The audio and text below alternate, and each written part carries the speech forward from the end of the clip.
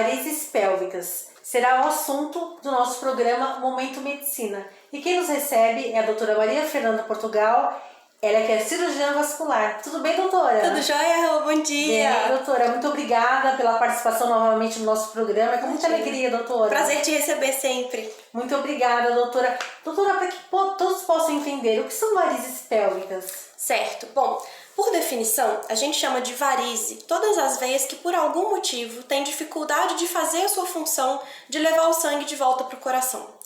Elas podem ocorrer nas pernas, são os lugares mais frequentes, que a gente já vê, né? O lugar mais fácil de identificar. Mas a gente tem veias em todos os lugares do corpo. E, eventualmente, elas podem ocorrer nessas veias que estão dentro da bacia, da pelve. E aí é importante a gente diferenciar alguns conceitos.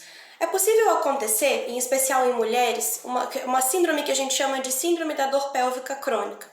Importante lembrar que ali naquela situação da pelve, né, dentro dos ossos da bacia, a gente tem órgãos do sistema digestivo, órgãos do sistema reprodutor, órgãos do sistema urinário. E essa dor pélvica que ocorre ali, que é uma dor que vai ser independente do ciclo menstrual, que precisa durar mais de 6 meses para se caracterizar como essa síndrome, pode acontecer em virtude de qualquer um desses sistemas. Mas na eventualidade dessa dor ser por causa de uma dificuldade das veias daquela região de trazerem o sangue de volta, e aí elas vão se tornar dilatadas, engurgitadas e vão causar dor, desconforto, outros sintomas em órgãos adjacentes. Quando a causa desse desconforto é por causa das veias, a gente chama isso de varizes pélvicas ou de síndrome da doença venosa pélvica. Perfeito, doutora.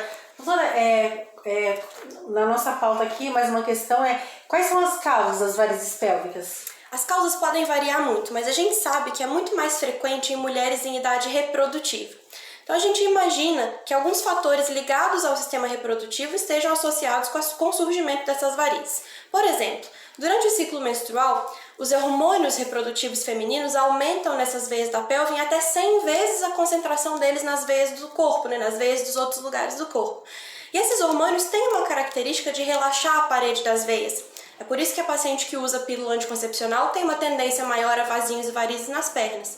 Então, estar sujeitas a essa concentração aumentada dos hormônios é uma possibilidade da causa para surgimento de varizes pélvicas, mas tem diversas outras.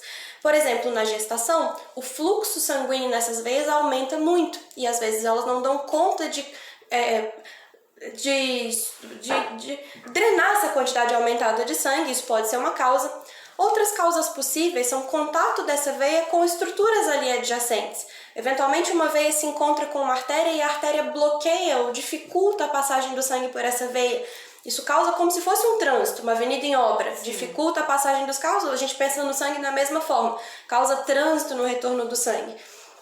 Então, embora a gente não tenha conseguido definir exatamente um fator de causa, tem várias possibilidades e para cada mulher pode ser que os fatores variem. É por isso que é muito importante fazer o diagnóstico de forma individualizada e o tratamento também vai ser individual. Doutora, vamos falar sobre os principais sintomas. As varizes pélvicas podem se manifestar de várias formas diferentes. Elas podem ser assintomáticas, a gente só vai perceber se elas causarem uma repercussão em outro lugar. Mas elas podem também causar dor. E aí vai ser uma dor, tipo uma dor surda, não uma dor aguda. Uma dor parecida com a cólica menstrual, mas que não vai ser dependente do ciclo da menstruação. Elas também podem causar uma sensação de peso na pelve, que é difícil até da paciente explicar pra gente o que ela está sentindo.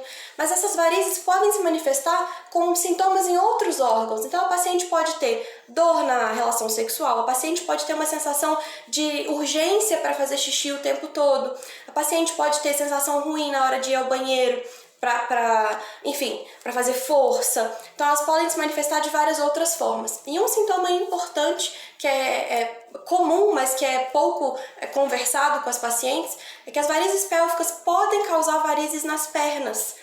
E eventualmente uma paciente com varizes nas pernas que já operou várias vezes ou fez vários tratamentos e continua tendo recidiva, as varizes continuam aparecendo, é importante para essas pacientes que a gente procure se não tem uma causa dentro da pelve que está drenando para essas pernas e sendo o problema das varizes nas pernas. E muito importante, doutora, é procurar um especialista, né? Porque, como a doutora muito bem disse, muitas vezes ela se confunde, né? Porque ela é excesso de urina, né, para urinar. Então é muito importante procurar a ajuda do especialista, né, doutora? Com certeza, é muito importante sempre ter um especialista que acompanhe essa paciente para fazer o diagnóstico, para orientá-la com relação às possibilidades de tratamento, para orientá-la com relação às possibilidades de evitar complicações da doença no futuro. É muito importante, sim. Perfeito. Doutora, muito bem falou sobre o diagnóstico. Como é feito o diagnóstico, doutora? A maioria das doenças na medicina, a gente precisa fazer o diagnóstico sempre começando por uma conversa.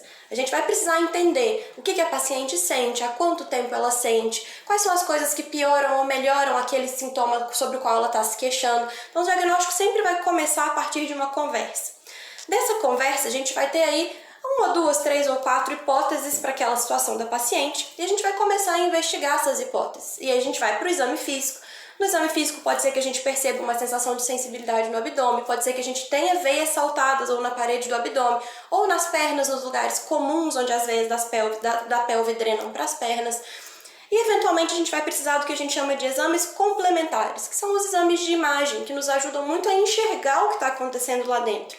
No caso das varizes pélvicas, alguns exames que nos ajudam muito são o exame de ultrassom Doppler, e existe até um grupo da doutora Fanilda, que é uma grande especialista nossa em ultrassom vascular, e eles estão desenhando o nosso protocolo nacional para estudo ultrassonográfico das varizes pélvicas. E o uso do ultrassom é um exame muito fácil, é um exame que não depende de contraste, e hoje ele está sendo capaz de identificar pontos onde as varizes pélvicas drenam para as pernas, identificar com bastante clareza as veias dilatadas e insuficientes dentro da pelve, mas em algumas situações pode ser que a gente precise de exames um pouquinho mais detalhados, e aí entra a possibilidade da tomografia, da ressonância magnética, até alguns exames ainda mais invasivos que a gente faz em centro cirúrgico, injetando contraste direto nas veias que a gente quer ver. Sim. Eventualmente pode ser que a gente precise de situações assim. Perfeito. Doutora, agora vamos falar sobre o tratamento. Como se dá o tratamento? O tratamento sempre vai começar por mudanças de hábito de vida. Sim. Muito parecido com o tratamento das varizes da perna. Então, e vai sempre depender um pouquinho do grau que aquela doença se manifesta. Para as doenças mais leves, pode ser que apenas mudar hábitos de vida e medidas mais simples, como medicações sintomáticas para dor, umas medicações que a gente chama de venotônicos, que são remédios que ajudam a veia na sua função de bombear o sangue em direção ao coração, sejam suficientes para aliviar o desconforto da paciente. Em outras situações, e aí depende também um pouco se tem alguma outra coisa envolvida, se aquela veia está passando por um obstáculo e esse obstáculo precisa ser vencido, pode ser que a gente precise indicar os tratamentos que a gente chama de mais invasivos. Pode ser que seja necessário desobstruir esse obstáculo da veia. Isso pode ser feito por meio de cirurgia endovascular, a cirurgia do cateterismo, aquela que a gente faz por um buraquinho de agulha, usando um stent, usando balões. Eventualmente, quando algumas veias da pelve estão muito doentes e causam repercussão em outras veias, pode ser que a gente precise matar essas veias, como a gente faz com as veias das pernas. Isso pode ser feito também por essa cirurgia de cateterismo. A gente usa molas, a gente usa espuma, qualquer dispositivo ou material que entrando nessa veia não deixa o sangue passar, esse sangue coagula e aquela veia para de ser um problema na distribuição do sangue dentro da pelve. Quando ela tem outras complicações, por exemplo, as varizes das pernas, pode ser que a gente precise associar a cirurgia das varizes das pernas também. Tem uma gama de possibilidades, isso sempre vai ser decidido de acordo com cada paciente. A queixa, o grau da doença, as condições próprias da paciente, sempre vai ser assim. Que bacana, doutora. É claro, como uma grande profissional, doutora, que você é uma médica, eu digo uma médica humanizada, doutora. Que bom, fico feliz, Rê. A ideia é essa mesmo. A minha geração recebeu muito dessa carga de individualizar o tratamento, sabe? Desde que a medicina virou a medicina baseada em evidência, né? Ou seja, a gente tem evidência científica de que o tratamento A, B ou C se aplica aos grupos de pacientes A, B ou C.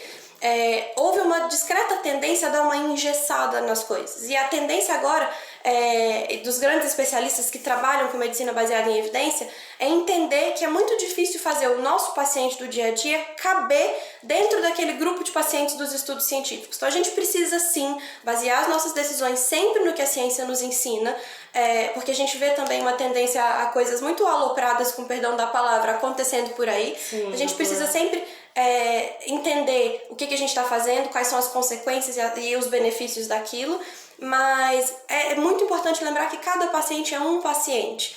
Então, dentro do que a ciência nos ensina, cada um vai ter a sua particularidade, cada um vai ter... E é muito difícil que tudo caiba para todo mundo, né? Então, a ideia é essa mesmo, que a gente adapte direitinho. Perfeito, doutora. E muito obrigada pela sua participação tão valiosa aqui no programa Momento Medicina. Imagina, o Momento Medicina é uma ferramenta maravilhosa de informação para as pessoas. Eu fico muito feliz de poder participar disso. Parabéns pelo seu trabalho, parabéns pelo trabalho da sua equipe. Tomara que vocês continuem sempre crescendo. Obrigada, doutora. E você conosco também, doutora. Claro, vai ser um prazer. Obrigada. O programa Momento Medicina vai ficando por aqui. Até o nosso próximo encontro. Aqui você encontra informação com responsabilidade.